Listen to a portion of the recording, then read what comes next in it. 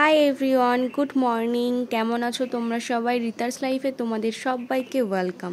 তো আমি এখন যাচ্ছি স্যালনে। তো হেয়ারটা একটু স্পা করাবো আর আইব্রো করাবো।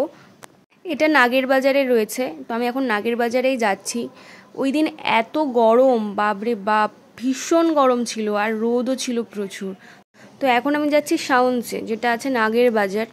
তো ওটা হলো আমার ফেভারিট স্যালন, যাদের স্টাফ ভীষণ ফ্রেন্ডলি, ভীষণ ভালো, ভীষণ ভালো বিহেভিয়ার, যেটা আমার সব থেকে বেশি ভালো লাগে।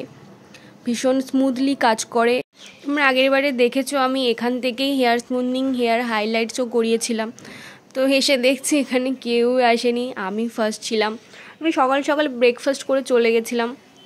তারপর একটু ওয়েট করলাম। ওয়েট করার পর আমার হেয়ারটাকে ওয়াশ করিয়ে দিল।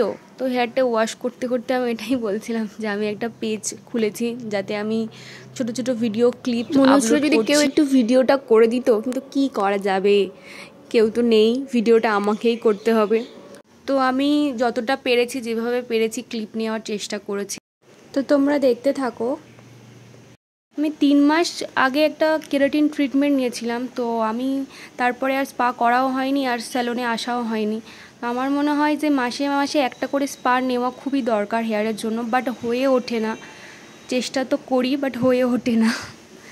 স্পা তো ঠিক আছে, আমার যেটা ভালো লাগে স্পায়ে সবথেকে, যেটার জন্য করা, সেটা হলো ম্যাসাজ, যেটার জন্য বারবার আমি স্পা করতে চাই। তো এত রিফ্রেশ লাগে না। স্টাফদের বিহেভিয়ার এতটাই ভালো, আমাকে বারবার জিজ্ঞাসা করছিল যে প্রেশার ঠিক আছে কি না।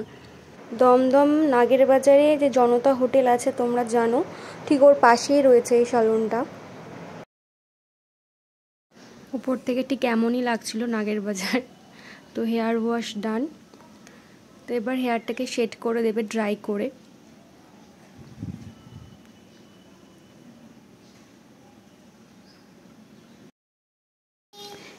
আইব্রোটা করে নিয়েছিলাম এরপরেই, কিন্তু ওটার ভিডিও করতে পারিনি। তো এরপর বাড়িতে চলে আসলাম টুকটুক করে। সবাই ভালো থাকবে, টেক কেয়ার। ভালো লাগলে লাইক, কমেন্ট, শেয়ার করে দিও। টাটা।